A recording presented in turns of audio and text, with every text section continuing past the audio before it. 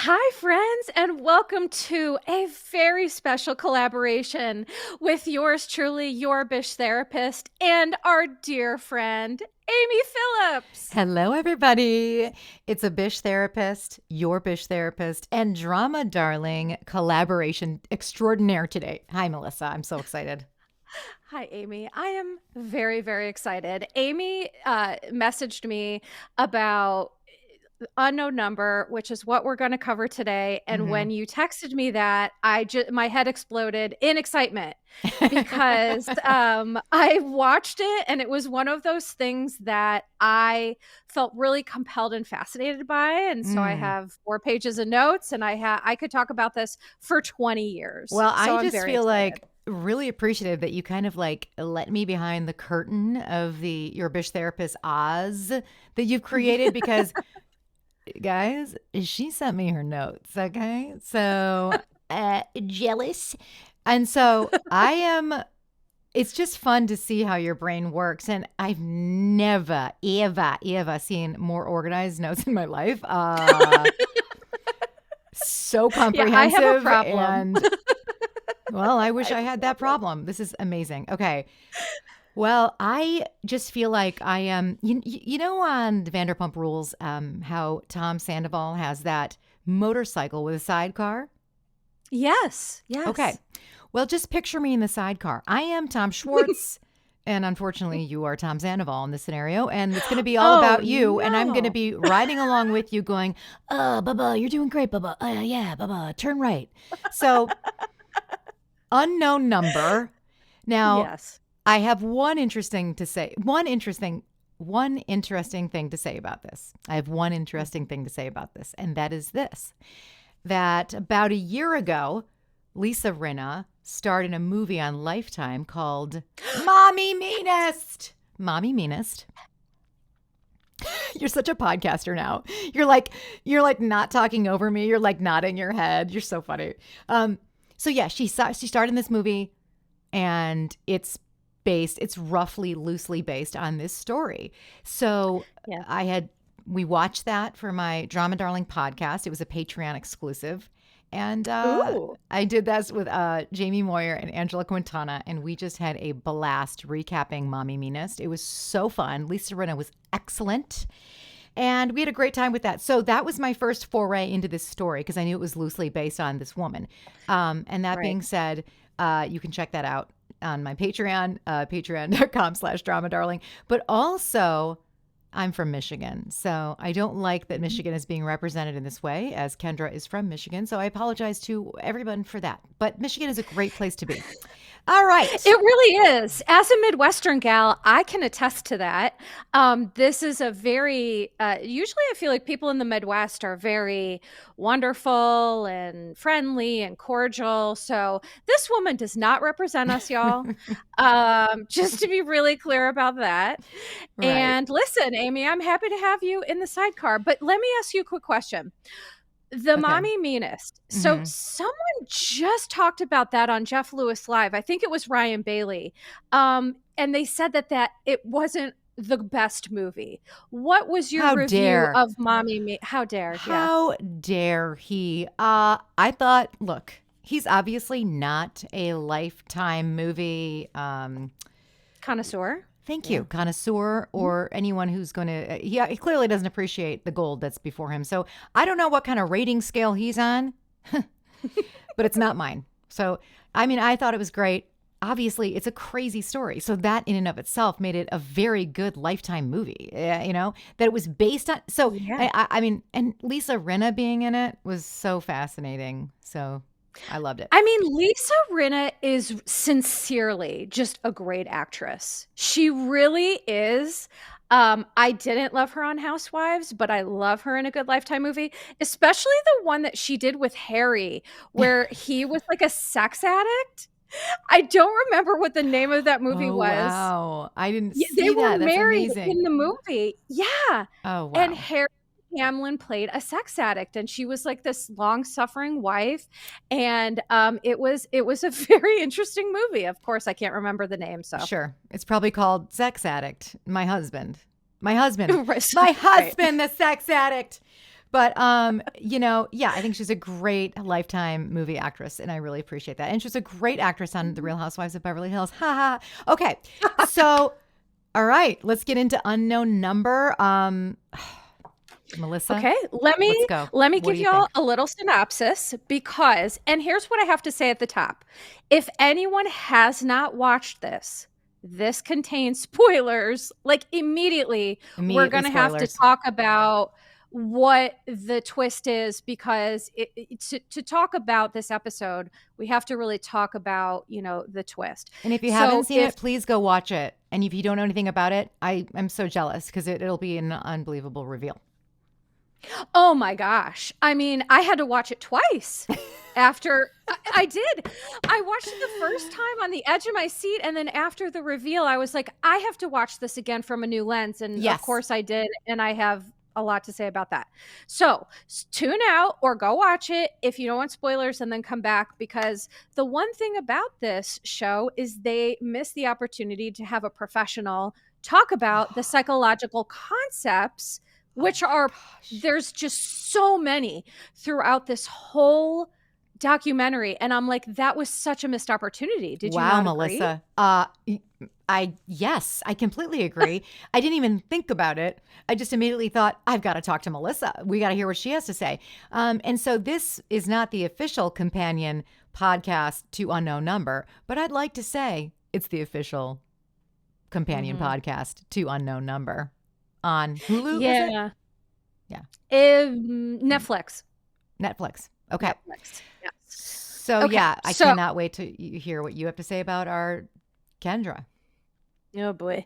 So here's the synopsis for people who would like that. Okay. This is a true story of Lauren Licari, featured in Netflix's Unknown Number, The High School Catfish. It does take place in Beale City, Michigan. And the timeline is from October 2020 to April 2023 that all this was happening. 13-year-old Lauren and her boyfriend, Owen McKinney, were cyberbullied via an unknown number for basically 2 years. After school administrators and local police could not solve the crime, the FBI were able to solve it and were able to link an IP address to the phone number belonging to a shocking culprit, which turns out to be dun, da, da, da, Lauren's mother, Kendra Licari. The mother. The mother of the girl who this was happening to.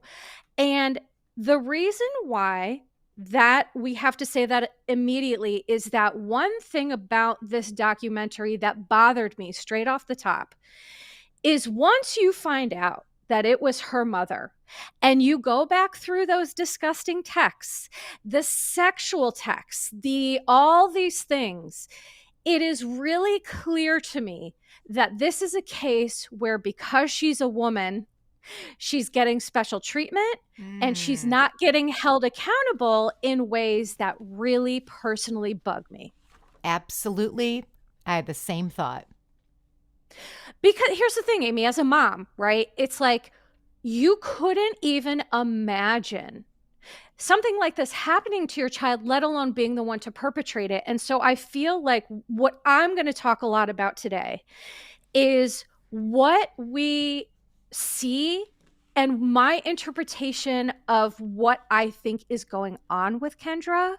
Because in my opinion, whoever produced this documentary had gave her far too much grace.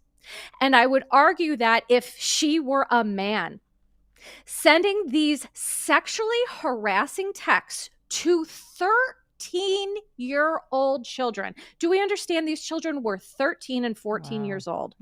Okay. It's not like they were 19, 20. I mean, even then it's disgusting. Yeah. So no she's age. sending. Right.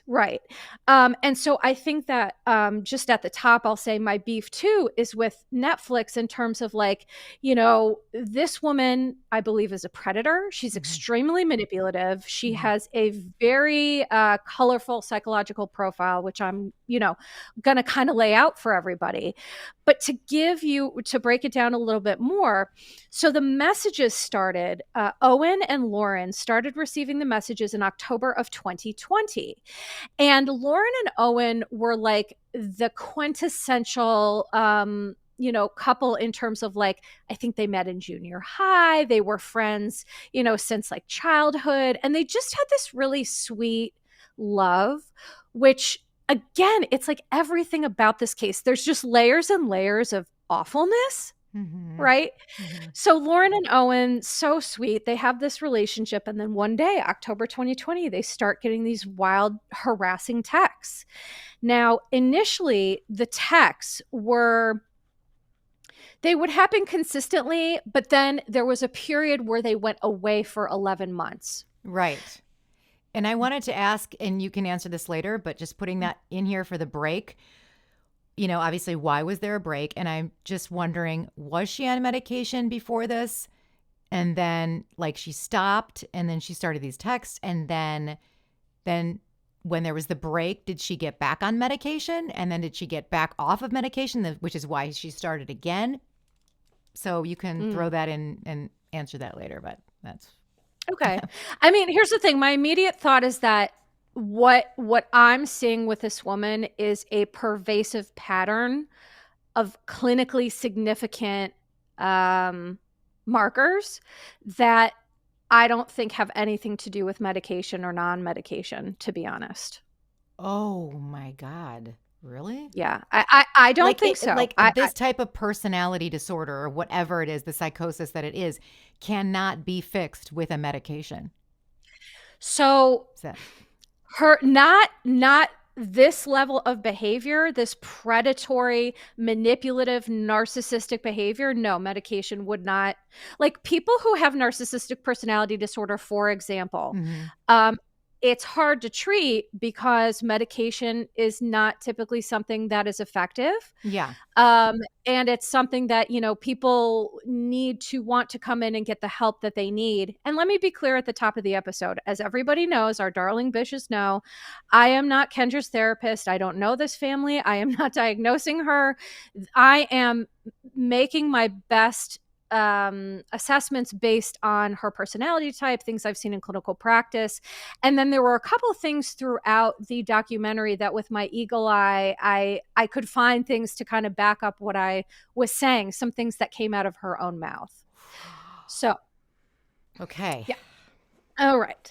So, but it's a good question, Amy, that you pose, nevertheless, which is it started and then it stopped for 11 months. So, what on earth was happening in those 11 months with this woman that she was just like, went off the grid and then she started back up? And here's what's very interesting to me in terms of the timeline that I wrote down. After she started back up, texting and harassing her child and her child's boyfriend. When she started back up, she was very over focused on Lauren and Owen's relationship. So initially the texts were, just like horrible and stupid. Like, he doesn't want to be with you and you suck and all these other things. He's breaking up with you. Right. Yeah. But the really, really egregious messages, which I will also give a trigger warning because some of the messages she sent were encouraging self-harm and suicide. So I just want to be really clear that that's something that we're going to be talking about too at the top. And so when Kendra starts back up after the 11 months, very over-focused on their relationship. And then Lauren and Owen got to the point where they actually did break up because they were literally being harassed. And they thought, well, maybe if we give this person what they want, they'll go away. And so what's interesting is after the breakup, the messages got even worse. And that's when Kendra started cyberbullying her daughter into telling her, and I quote, "Kill yourself now, bitch. You are worthless and mean nothing. His life would be better if you were dead. You are the ugliest person I've ever seen." Okay, this is what this mother was sending to her daughter. And God, I have no. to me, it's shocking to even be talking about it and re-experiencing the weight of how beyond comprehension this is. Your timeline is amazing. Please pretend I said nothing. Go on. Okay. No, Amy, what you have to say is important, my dear. And so, but one thing that the timeline helped me figure out is what we see here is a behavioral escalation, right? Okay. We see an escalation of behaviors, which is going to be important. And so after 15 months, local police got involved. And of course, here's the funny thing. And this is for people maybe who you haven't watched it. Here's why this was a twist. Because the documentary starts out with Kendra just talking about, we went to the school and we were upset they weren't doing enough and blah, blah, blah, blah, blah. And then it's like, so producers lead you to believe that this is just like a mother who's upset for her child. And then at the end, that's when you get the real story from Kendra and Lauren and Lauren's father. And I felt as an audience member, I felt duped and I felt really angry. Yes. Is that how you felt as well? Well, you didn't know going into it what this story was, correct? I mean, you had heard it. Oh my gosh, Melissa. I can't even imagine what you must have experienced. Okay, I did. I already knew that it was the mother based on the Mommy Minas thing, and I knew about the story. So I did not know how absolutely tremendously awful those text messages were. And I also thought at that time, because in Mommy Minas, she's setting up bots to write these messages. So when I'm watching this movie, the documentary, I'm sorry, I was thinking that she's programmed bots to send these messages. I never thought for a second that they were coming from her, that she was authoring them. And so that is the reveal that blew my ever-loving mind, that it wasn't a bunch of computers doing this or a bunch of phones set up to harass, that they were curated by her. Right. But when you asked me, did I know? I knew ultimately that it was the mother. But when I was watching it, I had to question myself whether or not I even knew the real story. Because I'm like, there's no way that she's in this documentary. That's right. And you think to yourself, why the hell did this predator get the opportunity to pretend for the first hour of this movie that she was not involved? I didn't like that. Wow. Everything about this, as a therapist, as a woman who loves children, my nieces and nephews, as a person in the world, I just thought whoever did this dropped the ball so hard that I had a hard time getting over it. Wow, that's such a good point. Yeah.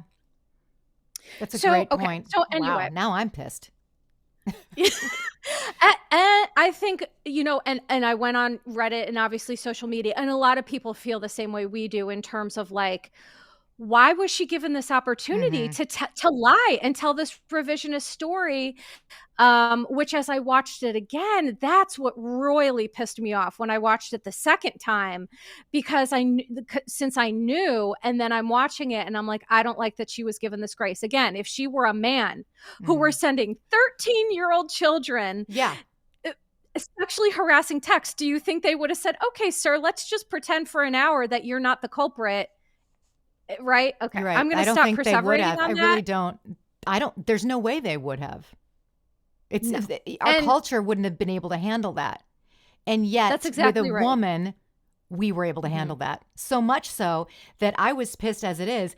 And I didn't even notice, I didn't even think about the level in which how wrong it was to do what they did by allowing her to be there. Okay. Yeah. So I think it just speaks to when women have psychopathology. So psychopathology is a broad term for, when you hear the term sociopath, psychopath, what that is saying is that people who have kind of antisocial personality disorder, the one characteristic of sociopathy is lack of empathy.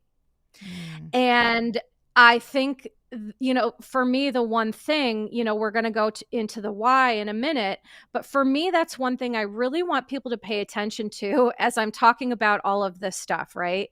Like, how little empathy you would have to experience for another person to perpetrate these crimes for years and years on end. I just want people to keep that in the back of their brain. Mm-hmm. Okay, so the FBI finally got involved after local police couldn't figure it out. And the reason local police couldn't figure it out is because Kendra is an extraordinarily good manipulator. Women definitely tend to get away with more than men when they have psychopathology because they can be more sympathetic to the untrained eye. And in fact, when they're at the end, you see the body cam footage of when the local police went to talk to her, and they gave her graces that no person on earth would have received. Now, was that for the purpose of getting a confession out of her? I don't think so. Okay. Here, I'll tell. Okay, let's go back to that because I Yeah, don't want to get everyone confused and be all over the place. We can hit that later. Okay. Okay. So then in April 26, 2023, Kendra did go to court and was sentenced for 2 counts of stalking a minor only. Mm-hmm. And August 8th, 2024, she was released from jail. And now she is just living in the world, absolutely no consequences. And this is, to me, is a psychologically dangerous person who she'll get herself in trouble again. I don't know how, but someone of this level who does things like this, again, if she were a man, I think it'd be treated more seriously. Why isn't she on Megan's Law? Why isn't she a sexual predator? Yeah, let's get into kind of not only exactly what she did, but I also made a list of other things that Kendra did, which, because it speaks to her pathology, right? So not only did she send all these texts, which some of them I'll read in just a minute, she lost both of her jobs and didn't have a job for a full year, but was lying to her husband and her family that she was working. That's super significant. Like, what are you doing with your time? And I wonder if that has something to do with the 11 months of gap. I don't completely know. She also, Kendra framed and harassed Lauren's friends and classmates, Adriana, Owen, Chloe. She ruined these children's lives. It wasn't just her daughter, and it wasn't just her daughter's boyfriend. Remember, she framed a girl on the basketball team. She set up another one of her friends. Of course, she sexually harassed underage children, which, again, it makes me rage that she was not given consequences for this. And the last thing she did was she made a false insurance claim that her house had been hit by lightning. And then she just went ahead and... Classic Kendra. She went ahead and pocketed that money and then stopped paying the bills, which led the family to get evicted, which is also known as financial abuse. Oh, right. Right. Yeah. So this woman checks every single box: lack of empathy, financial abuse, sexual harassment, psychological abuse. It's just, it's wild. Okay. So imagine being a teenage girl and suddenly receiving texts from an unknown number, sometimes at a rate of 40 to 50 per day. For 2 years, she received texts, as I read: "You're the ugliest person I've ever seen. You're worthless and mean nothing. Kill yourself. Jump off a bridge. His life would be better if you were dead." And the last one, this is interesting: "Ugly skank. You trying to get attention. Fuck off." So I starred that, and here's why I starred that. Okay. People who have underlying clinically significant pathology will always tell on themselves if you're listening close enough and you know what to catch. And so what I think is really significant about this is she is angry at her child for the attention her child is receiving. And I believe that part of this was to gain attention for herself, which, so can I share what I think is going on with Kendra? Okay. Absolutely. Yes, please. Oh my God. So this is going to be a long one. First of all, we see a lot of ego, narcissism, control, and power. So what predators do, and I'm going to keep calling Kendra a predator because make no mistake, she is a predator. Um, hurting Lauren, hurting her daughter Lauren kept her scared and dependent and easy to manipulate. That is right out of the abuser's handbook, right? Make people isolated, dependent, so that they can't leave or that they feel like they need you. So I feel that it was like two birds, one stone with Lauren. Part of it was for attention. And during the documentary, they talked about Munchausen syndrome. Okay. Digital Munchausen. Yeah. Right. And I wanted to be clear about some of that because, okay, here's the thing with Munchausen syndrome. Munchausen syndrome, it's no longer called that anymore. And the reason why is Munchausen syndrome was named after this guy, Baron Munchausen, who was just like told tall tales and was just kind of like a goofy, he was like the town tall tale guy, right? And so when we name something like a disorder in psychology, you want it to have a little bit more like basis to what it actually is. Instead of the person that it's affiliated with. Exactly, which is like he just talked a lot of shit. Like that's not a reason to name something after him. But anyway. I talk a lot of shit. Do I? Am I named in the DSM-5 or 3? I don't know which. Anyway. Yeah, 5 TR. You're good. Maybe in 6. I don't know. I'm excited. So Munchausen syndrome is now technically called factitious disorder because it's just more specific about what's going on. So there's two things. You could call it digital factitious disorder. It is also called Munchausen by internet, which is MBI for short.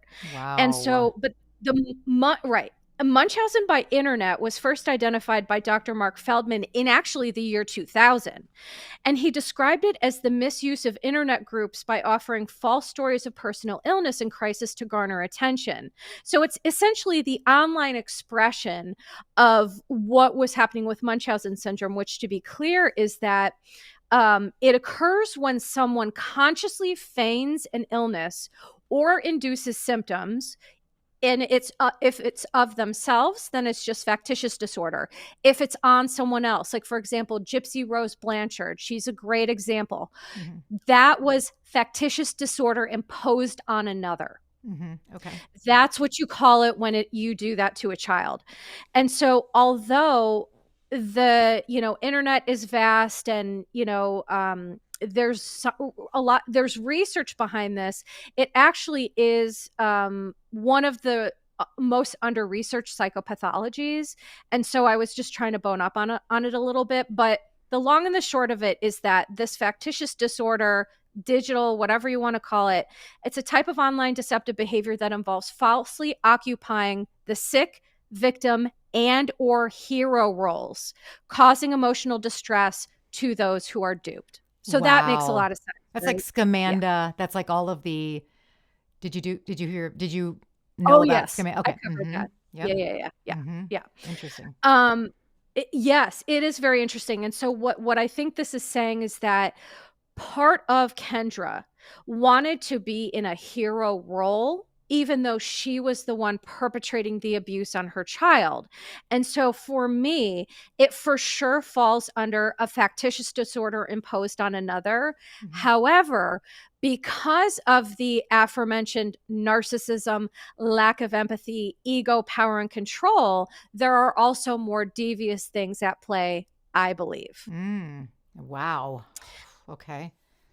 Yes. So I think that my interpretation is that Munchausen syndrome or factitious disorder imposed on another is the vehicle that she used to get attention and to manipulate people, because it was also as much about manipulating others. She wanted to be in a hero role for her child and her family, but also for her community and for Owen's parents. And, she was a coach and a PTA mom and all these things. Oh my God. Yeah. Right. So she was feeding her sick ego, but also, so I think the Munchausen was the vehicle she used to get attention and manipulate, but the narcissism and the ego, the need for control, admiration, and power is really what drove her, I believe. Wow. Dang, Melissa, drop the mic. Wow. Mm-hmm. Why didn't this happen sooner or before? I mean, why all of a sudden did this start happening when her daughter Lauren turned 12 or 13? You know, why? Or is it just that we just don't know what she was doing? Is it that she found a new vehicle? Was there something earlier that we don't know about? Yeah, so those are all great questions that I asked myself. I have a theory. Now, Kendra said in her talking head interview when she was giving all those fake tears that I just, I'm going to be honest, I just can't stand this woman, and I'm trying to be really respectful and responsible, but it just makes me so angry. So one thing that she said that gave me a little bit of a clue is that she claims that she had childhood trauma, and that when she was 17, she was sexually assaulted. And she claimed that that was the reason why. I say bullshit. Okay. That's what I Because wanted to ask you. Like, why is she? That's her excuse. That is her excuse. That's her excuse. Kendra has nothing but excuses. She's got she owned nothing. She acknowledged nothing. And I'll go into that more in a minute. But no, because here's the one thing I know for sure is that when someone is sexually abused or perpetrated on, they can become perpetrators because of that abuse. That can happen, unfortunately, right? However, most trauma survivors, people with mental health issues, would rather die than harm someone they love. So for me, her little excuse just falls flat. Because again, it's not like she made an oopsie. She sexually harassed, cyberbullied, and psychologically tortured her child, ruining her child's life, destroying her marriage, and everyone in her path. That's not because you were assaulted when you were 17. Right. Sorry. Yeah, no. Nope. It doesn't add up. No. And also I think it's insulting to survivors, right? Because it's like, we don't do that. No. But one thing she said in her talking head, and I have it underlined, is she said, I wanted to try to control the outcome of her journey. And I quote, that's what she said. And then she tried to couch it with, I wanted to keep her close, and I was scared to let her grow up. Okay. No. The first sentence that she said, right? Right. Absolutely. Oh, positively. It's saying like, oh, I just loved her. And it's like, right. You didn't love this child. You abused this child disguised as love. That's not love. It's abuse. But when she said, I wanted to control the outcome of her journey, that was truth.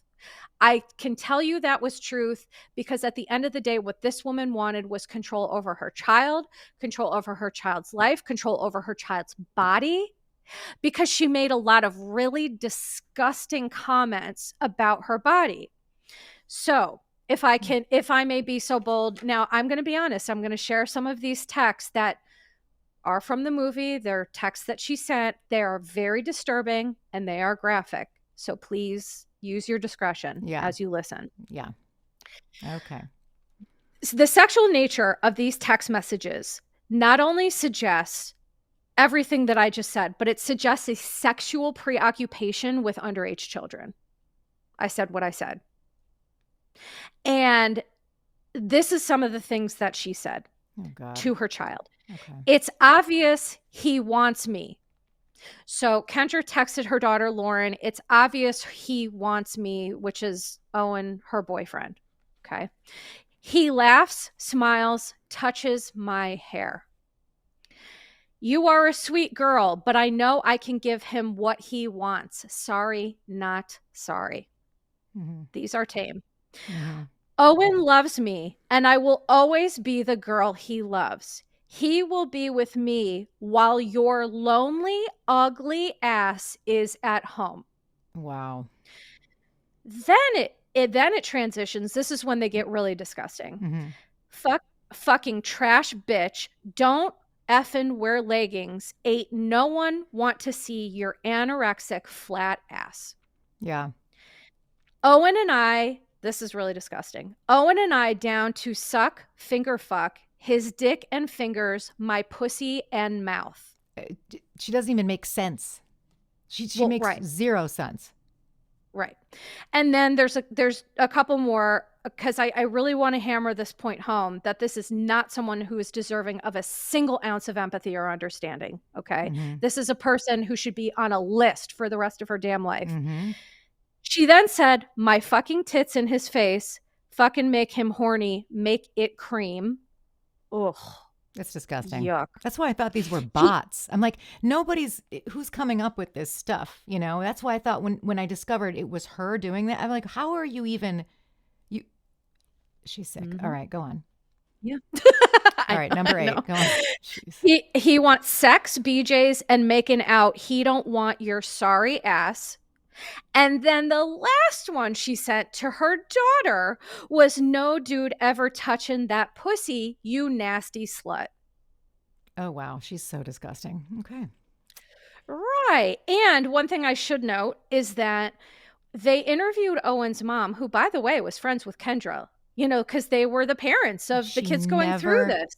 when the officer or the investigator asked her, do you think this could be Kendra? Something along those lines. And she immediately said no. Right. Because that's what is so dangerous about someone like Kendra is that they have the ability to be so predatory and have such a good mask Mm-hmm. that there are people who, when you see them out in the world, they're very sick, but you don't know it to look at them. And that's what's scary. Mm-hmm. So Kendra had this mask, and of course it slipped and it just kind of got out of control. But it does speak to the very devious nature because she's typing all of these. Like the police figured out she was using an app to like change her number or whatever, but she was typing all of these out with her own fingers and sending them to her 14-year-old Shocking. child. I still can't. I'm in denial about this. Well, yeah, right, because any good, normal human being is like, it would be unconceivable, Yeah. Amy, Yeah. to think that a mother, right, could do something like Yeah. this. That's why I have so many questions about how it went from like nothing, as far as we know, to this. My honest thought is that think about when kids are 13, what starts to happen? They start to get Puberty. more social. Right. They get puberty. They want to be out of the house. Yeah. They Everything don't need their changes. parents as Mm-hmm. much. Everything changes. Yeah. I think that, again, what Kendra said at the end, I wanted to try to control the outcome of her journey. I think that's what started this. Her independence. Because up until 13, like, I'm going to use the example of narcissistic mothers, and I feel like people listening to this are going to love this. So narcissistic mothers are mothers who are the PTA moms. They're super involved. They're coaches. They're outside of the four walls of the home. They are very involved in their child's life. But when you get home and you close the door, it's very different because they want people and the community to think that they are this good, amazing mother, but they're not actually interested in meeting their child's needs. It's really about their needs for attention. Facade. Correct. But and yes, please. I don't think I'm going to interrupt you anymore. Okay. But just one last thing. So, that's what changed when she turned 13. I get that. But if somebody has this serious of a psychosis, it can't just be buried for 13 years since she's had her child or since she's been married. So the psychosis had to have been coming out in other ways. How come it hasn't been seen in extraordinary ways like this if it's this bad? That's what I don't understand.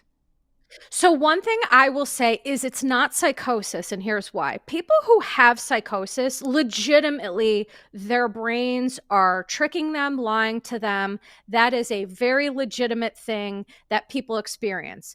Her behaviors tell me she's not psychotic at all. She made the decision day after day, every single text that she sent, every time she did it, she made hundreds of thousands of decisions.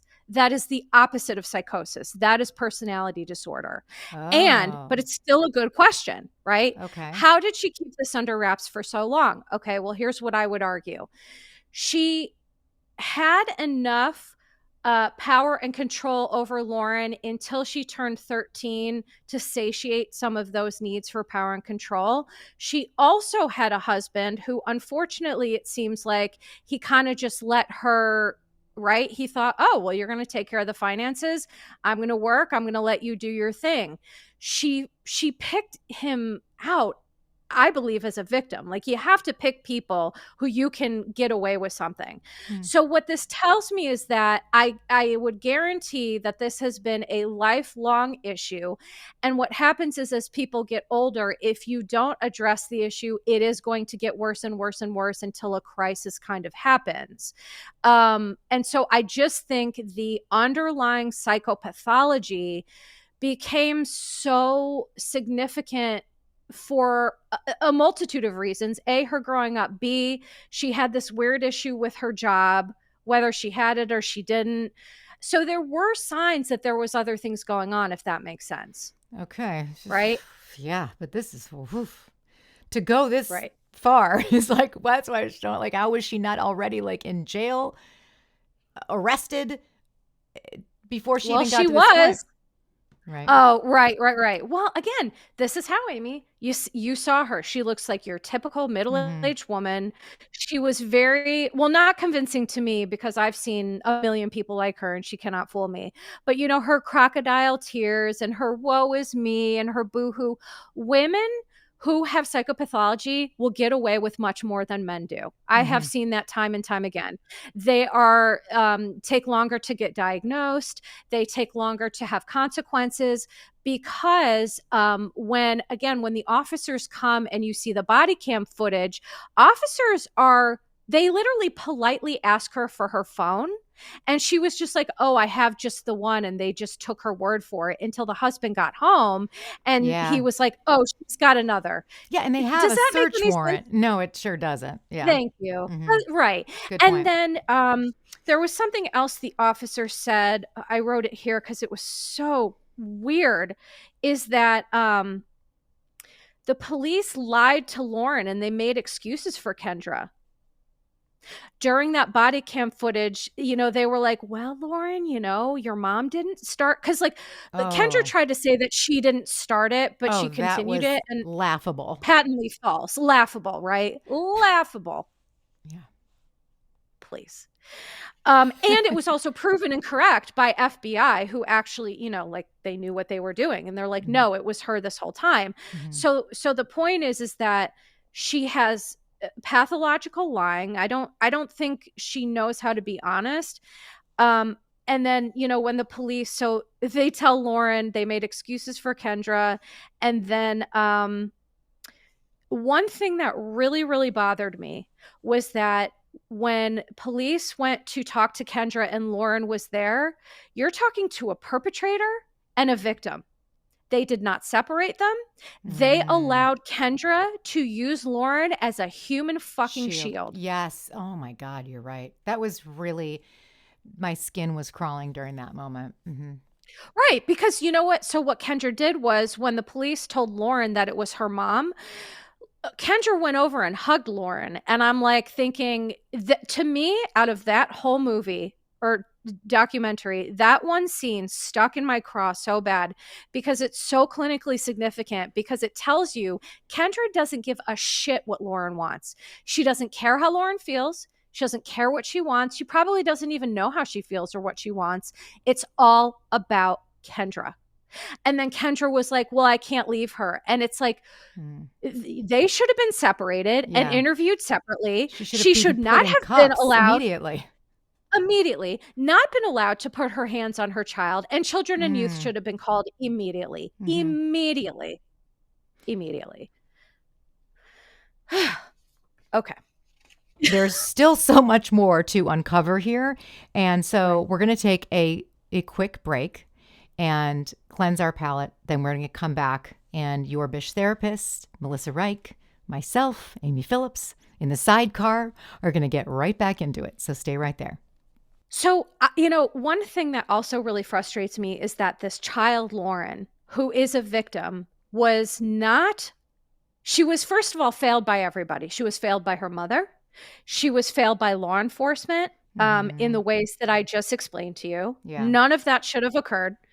And the legal system didn't do much better. After the investigation, Kendra pleaded guilty to 2 counts of stalking a minor, and she was sentenced to a maximum of 5 years in prison, but she was released in 2024. She's on supervised parole until February 2026. And I think that given the severity and the number of messages and the amount of people's lives that she ruined, I think she should have served more time, and she should have had a psychological assessment. Now, I can't say for sure that they didn't do one, but this woman should not be released onto the streets until that they can assure that she's not a danger to self or others. Yeah. Because at this point, we know, unfortunately, jail, there's no rehabilitation there, especially with someone who barely even admitted what she did. She still made a million excuses. And then so legal system, law enforcement, her mother, and then I believe Netflix completely screwed this girl over. It was the Kendra show. It wasn't about Lauren, who was the victim, who literally, this child was so traumatized, holding back tears as she's talking about this. I just wanted to give her such a big hug. And I just feel like everyone failed this girl. They did. And I'm wondering how you felt about the dad. Do you feel like the dad failed her too? Because when he was told the news about it, the text coming from Kendra, when he came home, he went inside, and when he confronted Kendra, he's talking about the jobs. He didn't lose his mind over her being responsible for everything that has happened with the texts. He didn't even address that. He was talking about the jobs in the house. That blew my mind. And he didn't even go over to his daughter. So to me, I was pretty lost on the dad too. What are your thoughts on that? I couldn't agree more. And in fact, in the documentary, there was a couple, I think it was Chloe's mom and dad or Adriana's mom and dad. I forget exactly who it was. And the parents both said he knew about it, allegedly. They think that the dad knew about it, and now he's pretending to be a victim. I didn't remember hearing that. Wow. Okay. Oh, yeah, because she said it with her full chest, and her husband was like, "That's my woman." And I was like, I remember that you guys part. are cute. See, I remember that part. And I remember them saying that the wife, like you said, I don't know if it was Chloe or whose mom, but she was like, I knew it was her, Kendra, the whole time. And nobody believed me. And the law enforcement, the local police completely disregarded that entirely. Right. I did not hear her say about how he knew. Wow. Okay. That's news to me. And here's the thing, and that's her belief, and she's close to the situation, and I'm not, so she seems to be the only one who has some clear sight about this. Yeah. But I do agree with you that her dad let her down too, because he knew that they were having financial issues, and that's when they had to move out of the place they were, and they were going from place to place to place. Okay. So if you know that your wife has bungled the finances so severely, why have you not stepped in? Why have you not, I think with her, and again, this is why maybe he was a good victim, is that, or, possibly, participated in this. I just think he had his head in the sand, ignored a lot at best, and at worst, and maybe a little bit more, which is neglect on a whole serious level. Correct. I mean, this woman has 2 phones. You never checked one. You never thought, oh, my daughter's being harassed, and who has 2 phones? Unless you're like a drug dealer, or I don't even know who the hell has that. Or Riley Burris, because Riley had a couple of phones. I was just too. going to say, there was somebody on a show, and I wasn't going to be able to get there. Thank you. It was Riley. Unless you're Riley, yeah. Yeah. So I definitely think that for sure her dad let her down too. And I was shocked, like you said, that he was more focused on the job than he was about you did that. If The someone had did that to my God. niece, Oh, I don't even. police would have had to Mhm. chain me to the goddamn wall to, to I would have ripped her ass apart. And he's just like, the jobs. And it's like, your Mhm. daughter is sitting here Right. completely dissociated, Mhm. Mm. completely checked out. So that's yeah.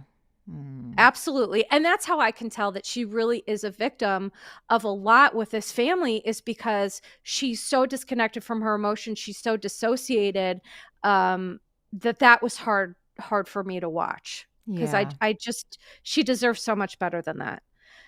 Um, okay. So another thing that I wanted to, speaking of Lauren and her mom, the one thing that I wanted to address, Amy, was that people were talking about how could Lauren still want a relationship with her mother? Mhm. Okay, so I'm here to answer that. Okay. The answer is trauma bonding. So, trauma bonding is a psychological response to abuse and occurs when the abused person forms a connection or relationship with the person who abuses them. And so it complicates things when that person is a parent. Like, uh, our parents, there are only two people in this world who are supposed to love us unconditionally, and those are our parents. And when that doesn't happen, we don't stop loving our parent, we stop loving ourselves. And unfortunately, a shitty parent is better than no parent. Mhm. And one thing I can tell you for sure is that teenage girls need their moms. And if Mhm. you happen to have a narcissistic mom who is just not capable, you're going to take whatever the hell you can get. I don't believe that Lauren understands the mechanisms behind this. I don't think many people understand it.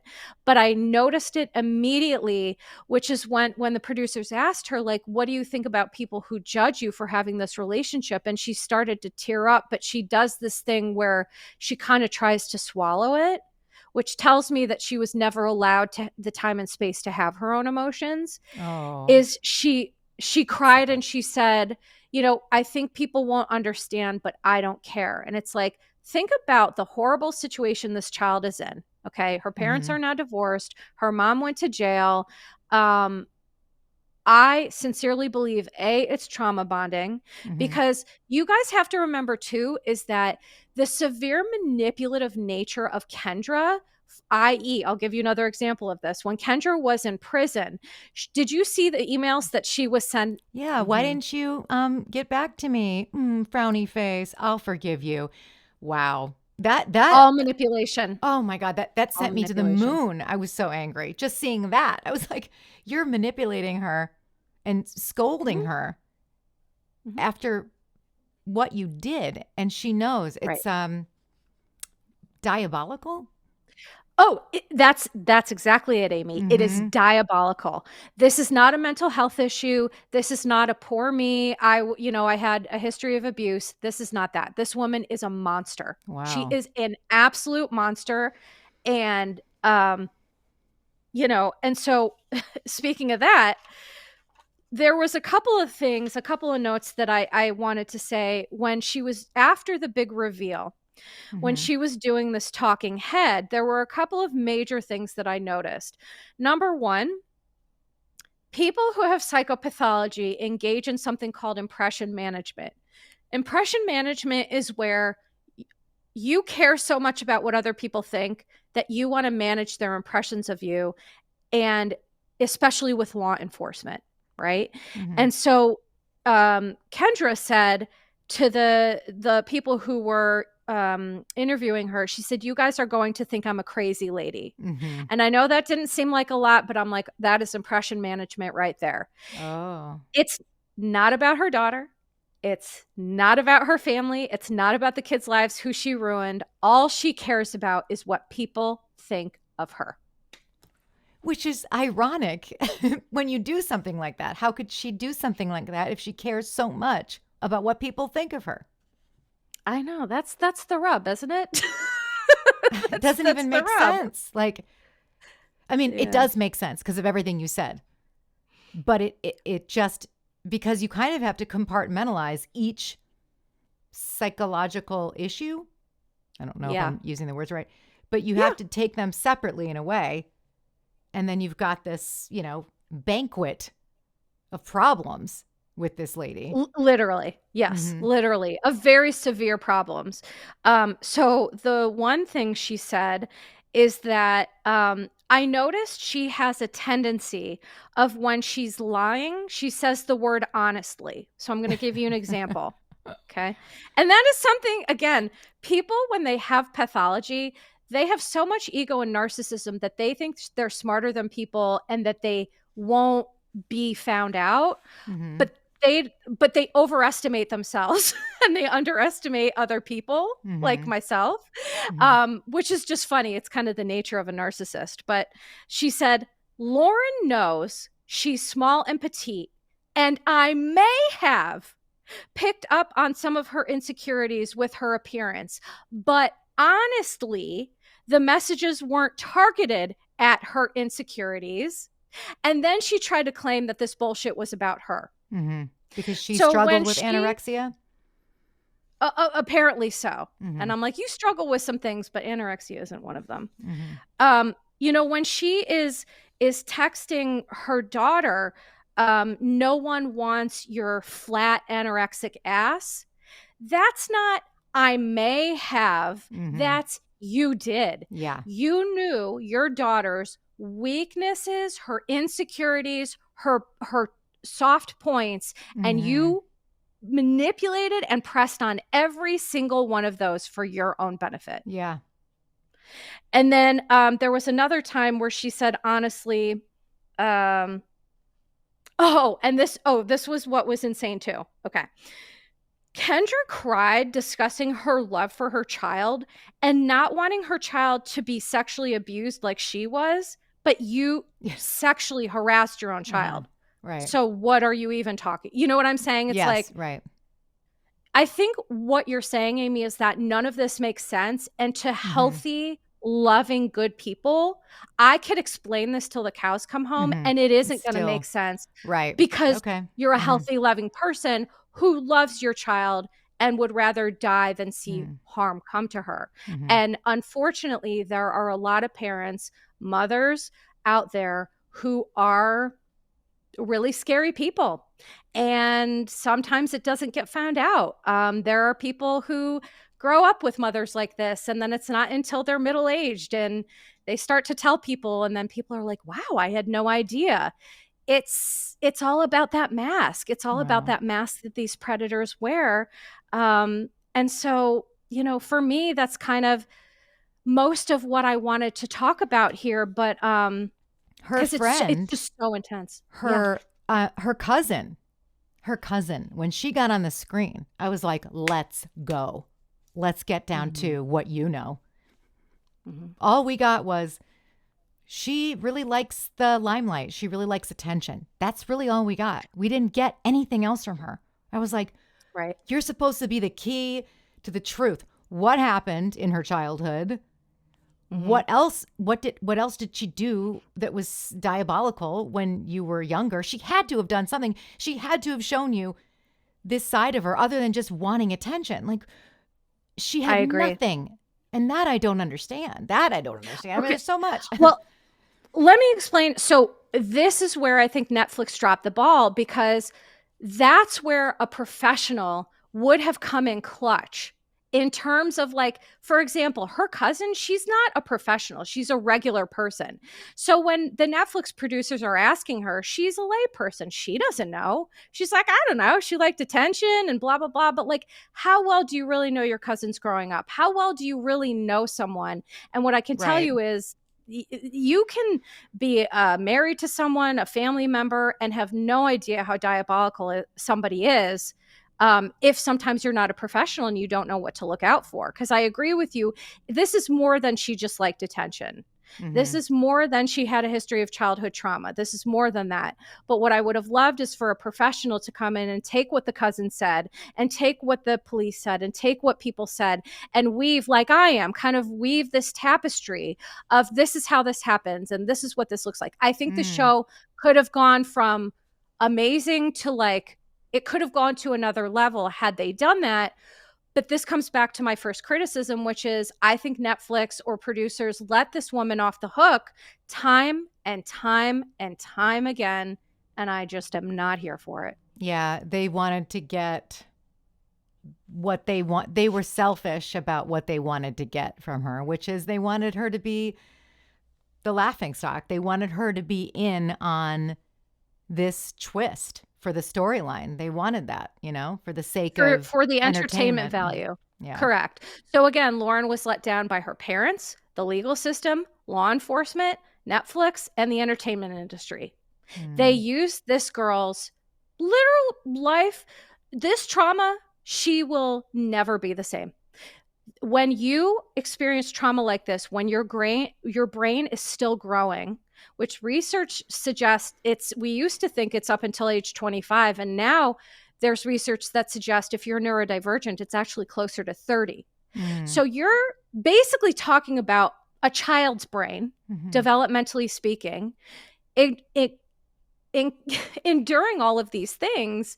And I can tell that she's going to have psychological long-lasting impacts forever, for the rest of her life. And she was just done dirty by every single person. And I don't like it. Now, when she got out of prison, she's not allowed to see her mother. And is that because of the law, or because of, is there a restraining order? Is that because of the law, or is that because that is what the father asked to do? And if that's the case, will she be able to see her when she turns 21, if she wants to? So what I think, and I would have to do more research on this, which I should have, but I forgot, which is she cannot have contact now because she was found guilty of stalking. And so I don't believe that there is like a protective order, but I do believe that it's in her, whatever you want to call that, her probation terms agreement, to not be able to have a relationship with her now. But absolutely, as soon as Lauren turns 18 or 21, at some point, she's going to have to make those choices. Do I want to continue to have contact with my mom? And just think for a second. I hope that she doesn't. I know, but think about if Lauren decides to get engaged, get married, have a baby. These are milestones that we need our mom for. And so, unfortunately, I think for Lauren, her toughest days are ahead in terms of grief and loss and processing that the person who's supposed to love you the most in the world hurt you more than anybody else could. I think that this is going to take a long time for her to sort out. And I would happily offer her free therapy, like literally forever, for the rest of her life, because she deserves the world, and she deserves better than what she's getting. And I just hope she knows that she's amazing and didn't deserve any of it. Yeah. Do you think that what could possibly have happened in Kendra's life? Not necessarily the sexual assault, because we know that that's not how a typical victim of that would ever respond. What could possibly happen to somebody that would push them to have this desire to hurt their own child like this? What could explain? What kind of trauma would explain that? I don't think trauma would explain it. I think it's explained by her pathological, clinically significant need for power, attention, and control. Wow. God, that every time you say it, it's hard to sink in, it's starting to sink in, but it is, I get it. I'm starting to get it more, because the need for power, as we've seen in many cases, it manifests itself in many different ways, and manifests itself in many different disastrous scenarios that hurt people, that kill people. So I guess at the end of the day, that really does make a lot of sense. It's just such a unique, extraordinary situation that I just can't, I'm like, well, something, what happened? Yeah, that was like so there specific. has to be something else. Right. I've got the X, but I need the other two numbers to add up to it, or it's 2X. I just don't know. So, okay. Sure. But I'm glad that you clarified that being a victim of assault, it is an insult to people who are victims, that she Yeah. would wrongfully point the finger at that as an excuse. That is actually Yeah. really infuriating to me now that I understand more when you were talking about that. Right. And so I imagine that a lot of survivors got real angry, myself included, when I saw that, because it's like, nah, bro, you're like, you have problems. Like, you're, no, fuck you. That's not it. Mhm. But I have a question for you. So at the end, I felt that there was a little bit of a twist, at least for me. Um, when we found out from Owen that she was very pursuant of him, because I did not have that in the forefront of the documentary. At that point, I was just thinking it was all about Kendra and Lauren. It really had nothing to do with Owen, I didn't think there was a connection there. And then we got there at the very end of the documentary, and I'm like, and that's where you're going to leave us? So was she yes. trying to pursue him this entire time? Was it about this? Was that her ultimate plan, was to get with him? I think that at the end of the documentary, one thing that Owen's mom said that really stuck with me is that when Owen and Lauren broke up, Kendra went to all of Owen's games. Mm-hmm. And that seems like a very teenagery thing to do, right? Yes. Mm-hmm. Right. Like, I broke them up and now let me try to swoop in. And I Right. wonder, there is a part of my brain that's saying, I wonder if she thought that maybe she'd be able to engage with him. And then when that didn't happen, that's when she went back to the texting. Because Oh. when she was going to his games, that's when she had taken the break. Oh. You know what I'm saying? So I think that Owen's mother was right. And to your point, you're right too, is that it's not Mm. just one thing. This is not just one thing. This is a myriad of very complex psychological components. But I do believe that part of it is that she had an infatuation with Owen, who was a 13-year-old child. And I do she believe that. was jealous of her own daughter. So, like, when you put that Yes. motivation on it as well, like the power, the control, everything, when she told on herself by saying she wanted to control her journey, all of that is its own thing. But Mhm. also, she must have had some, I don't know what I don't know what her life was like when she was a young teen, but Mhm. clearly she wants what her daughter's life is, because she maybe did Correct. not have that at all, and now is trying to, as we've seen so many times with mothers, stage moms, and all those things, they're living vicarious through their kids. She not only is trying to live vicariously, she's trying to destroy and take the Take feelings of over. that, take over, and then, like, take those feelings of being that age and then Mhm. ultimately try to be with Owen in some way. One key component of narcissistic mothers is that they are always jealous of their daughters. Always. Wow. They are jealous Mhm. of their daughters, the attention that they get, which is, she said something in a text, "You trying to get attention, fuck off." I think that was very Mm. telling. Mhm. I think she wanted her daughter's life. I think she had a preoccupation with a 13-year-old boy named Owen. I think that she was upset with When the you say attention that Lauren preoccupation, what do you mean? I think that she was a little bit obsessed with Oh, okay. Owen, Oh, all right. I like that word. inappropriately. Okay. Yeah. Yeah. Yeah. Um, and I think she was jealous of her daughter, the attention her daughter was getting, the love that her daughter was getting from Owen. And I think it's interesting because it's like, why would you want your 13-year-old child to give blowjobs and do all these sexual acts? And I think Mm. that's kind of sickly tied into Kendra's her belief that, like, she would know what to do with Owen and you Mm. don't. You know what I mean? Again, I could be wrong. There certainly could be missing puzzle pieces, but I've thought about this for a million hours. And and this is, for me, I definitely think that there's not only there's antisocial tendencies, lack of empathy, there's needs for power and control, there's narcissism, there's ego, and then there's this preoccupation with an underage child. It is a host, a litany, if you will, Mm-hmm. of psychological issues that this woman should not be walking the streets. And the fact that she is absolutely shocking to me. Can I ask you 2 more questions, if you don't mind?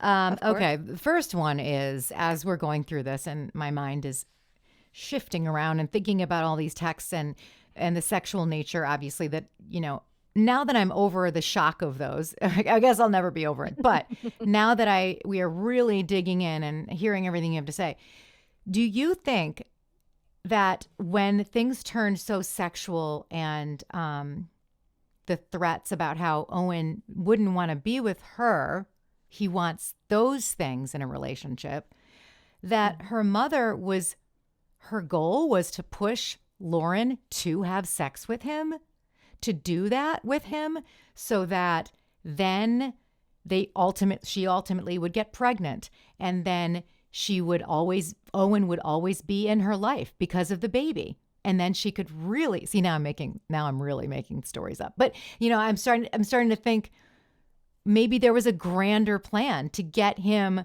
closer so that she could ultimately be with him sexually. Thank you. You may totally That's my be Amy, I screenplay. swear to you. No, I swear to you, I think when you're dealing with someone who is led by psychopathology and not logic and, whatever, I think that that is definitely not beyond a realm of possibility, because I think that Kendra was so over focused on Owen that I just think she needed him in her orbit no matter how much. And so for sure that could be a possibility. I mean, to see the texts being so sexual, almost saying what to do in a way, like this is what you should do. And then for them to go into self-harming herself, it shows like she was trying one angle, which is like, try to get this girl pregnant. And then the mother's going to be the savior of like, I'll take care of the baby. And like, I'll keep you closer and controlling that. And then when that didn't seem to work and then they broke up or whatever, I don't know the timeline of the text at some point when the thread happened where she was telling her to get rid of herself. But that was the other option, to get rid of her entirely, and that her daughter would do it on her own so that she would have more access to him and she could comfort him. And then it could happen that way. Okay. So now I've got all my crazy theories out there. But the biggest question I have is, would she have gone so far as to kill her daughter? Because that, to me, as you were saying, she should not be on the streets. She should be locked up. Where she should be has nothing to do with where she is. And to say that she wasn't a threat to her life, her actual life, that was never brought up, that's actually like a premeditated murder to tell someone to kill themselves. Right. I don't understand why that's not taken more seriously in this. So would she have done that? Do you think she would have been capable of doing it? Because I do. I think she could have killed her. I really do. Amy, if she could have unleashed literal psychological warfare on her child, anything is possible. Absolutely, positively. Here's what I can tell you for sure. Remember how I told you when I was going through the timeline that escalation was important? Yes. Escalation indicates that things are getting out of control. And I believe that the escalation was so much that if this had not been found out, I absolutely would have been concerned for Lauren's safety. Could this have turned into a factitious disorder imposed on another, where all of a sudden she starts poisoning her making her sick? And because when you have this pathological need for attention, you don't someone like Kendra doesn't care how she gets it. Mm-hmm. Her daughter is an object for her to be used. Used. Right. Lauren is a tool Mm-hmm. to be used by Kendra. So to answer your question is absolutely anything is possible. Mm-hmm. And for sure, if she hadn't gotten caught, this would have just really bad things could have happened for sure. Wow. And to go back to what you said, I thank you for, your point about why did more people not care about, making these threats, these about death threats and about self-harm and all of that. That part to me is like, why was this not investigated more? Why was this not a charge? Or listen, and maybe that's a legal thing, but I do think that the most diabolical thing that you could do is try to convince your own child to end their life. Mm-hmm. So why would you have any qualms with ending it for them? Mm. Wow, that's chilling, Melissa. Yeah. I know. Jeez. Well, that and here we are. escalated. That escalated quickly. But honestly, so Amy, let me ask you a kind of a couple of questions. So at the end of the day, what of the things that I've said and of the things that we've talked about, I don't know, what did it make sense what we talked about? Like, is there any other lingering questions or things that you're still like, I'm confused about this, or thoughts about anything? Because you've made some you joked about being in the sidecar, but you've made some very excellent points. Oh, Bubba, you're doing great, Bubba. You went through this with a fine-tooth comb. You crossed every T and every I that could be dotted. And it does make sense now. Obviously in the grand scheme of things, it will never make sense. But why are we here as people? Is there a God? Like, that it falls under that category. But for the sake of being so desperate to understand and not knowing where this falls in the world of psychology, you have completely laid that out. And for that, I'm so thankful. I just am blown away at how complicated it is. It's really not it's not a straight line. Right. And clearly we're all, everything's not black and white, but I did think that there had to have been, cause and effect here. And it simply is not that easy to explain that way. However, right. You did pinpoint the biggest thing, which is the power and the control and the narcissism. And that to me is enough to be able to have a conclusion and closure. It's enough for me to have closure, Right. Because yeah. And I love when you point out the moments that none of us would ever see. When you say that you see somebody telling on themselves, I love that. Every time we talk about a documentary or show, you always can see that with your eagle eye. And I love that. It's one of the things that my clinical practice has really informed, right? Because you learn about things, but then you see them in real life and you see the ways that people present. And so, my career has really afforded me that ability. But yeah, it was amazing, those little things that just stuck out in my brain because of the things, right, that I've seen. I call myself the antisocial whisperer. So my career, I worked with a lot of antisocial folks. And, Oh, that's so cool. I learned love a lot. That. I love that. Yeah. So I am so grateful for us to be able to do this episode. I love when we collab. I know the Darling Fishes love a collab. And listen, I've been in my grief bubble, so I'm just grateful that you got me out of the bubble, and I've had so much fun. Well, not that the subject matter's been fun, let me be clear, but it's been fun, to talk with you and to talk with you all, our darling fishes. It's a great distraction, and for you to exercise your brain the way that you do when it pew, pew, pew, pew, pew, pew is firing all cylinders on all cylinders. I think that that's wonderful for you to do, especially during this time, and I'm so happy that we were able to do this. Thank you. This is probably one of, at least for me, one of the most disturbing stories I've ever heard. I agree. And listen, being a therapist, right? Being an empathetic witness to sex trafficking, abuse, trauma, right? I have heard some awful, awful things. To me, this is top of the list. And I've seen some Wow. shit. So, but to validate you and everyone listening to this is that if you're enraged, good. That means that you're healthy. Mm-hmm. That means that you are appropriately reacting to this scenario. Mm-hmm. So, cadoos, as Ramona would Caduce. say.